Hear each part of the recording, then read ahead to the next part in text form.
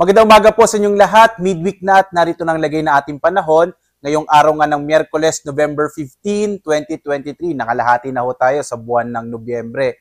At sa ating latest satellite images, patuloy pa rin nating minomonitor yung low pressure area. Ito ho yung naging bagyo at humina at naging isang low pressure area na lamang. Nasa labas pa rin ito ng Philippine Area of Responsibility. Mahigit 1,200 kilometers silangan ng northeastern Mindanao. Sa ngayon ho, ito yung base sa ating pinakahuling datos.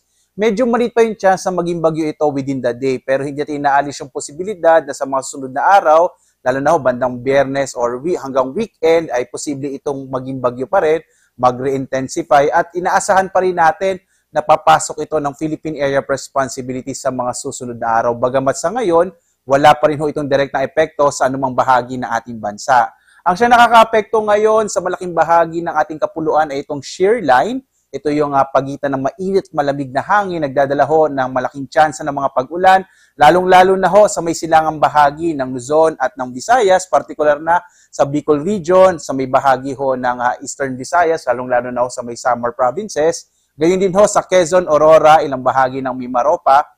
Habang ang northeast monsoon o yung amihan ang nakakapekto sa may bahagi ng Northern Luzon na maaaring magdala ho ng pulong-pulong mahihinang pag-ulan. Sa iba pang bahagi ng ating bansa, dito sa Visayas, sa Mindanao, sa Palawan, inaasahan pa rin natin. Generally, fair weather pa rin tayo habang malaki yung chance ng mga pag-ulan sa hapon hanggang sa gabi. So maliban ho dito sa low pressure area na ating minomonitor, wala na tayo iba pang nakikita na anumang low pressure area sa labas ng Philippine Area of Responsibility. Narito ho ang ating magiging panahon dito sa may bahagi ng Luzon. Makikita ho natin, malaki yung tsansa ng mga pag-ulan sa malaking bahagi ng Bicol region, kasama yung Calabarzon, ilang bahagi ho, particular na sa Mindoro provinces, Romblon, Marinduque, kasama din yung Aurora, at sa Kamaynilaan, inaasahan din ho natin medyo magiging maulap yung kalangitan sa araw na ito. Ito ay epekto pa rin itong shear line o yung banggaan nga ng mainit at malamig na hangin. Samantala, dulot ho ng amihan ay inaasahan pa rin natin ang posibilidad na may hinang pag-ulan sa may bahagi naman ng Cagayan Valley, gayon din ho sa ilang bahagi ng Cordillera.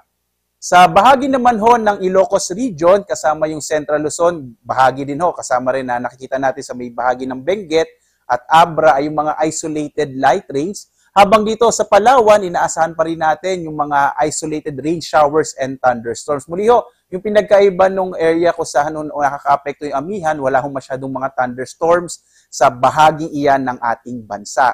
Yung agwat ng temperatura natin sa Lawag ay nasa 24 to 32 degrees Celsius, sa Baguio hanggang 25 degrees Celsius, sa Tuguegarao naman ay 23 to 31 degrees Celsius, habang sa Kamaynilaan ay mula 25 to 31 degrees Celsius, sa Tagaytay 22 to 29 degrees Celsius, sa Legazpi naman 25 to 31 degrees Celsius, sa Kalayaan Islands 26 to 32 degrees Celsius, habang sa Puerto Princesa ay mula 26 to 32 degrees Celsius. Dumako ho tayo sa Visayas at Mindanao. Sa Visayas ho, nakikita ho natin yung mga areas dito sa may Samar Island, particular na nga yung mga lalawigan ng Northern Samar, Samar at Eastern Samar, malaki yung chance ng mga pag-ulan. Dulot ho yan nitong umiiral pa rin na shear line.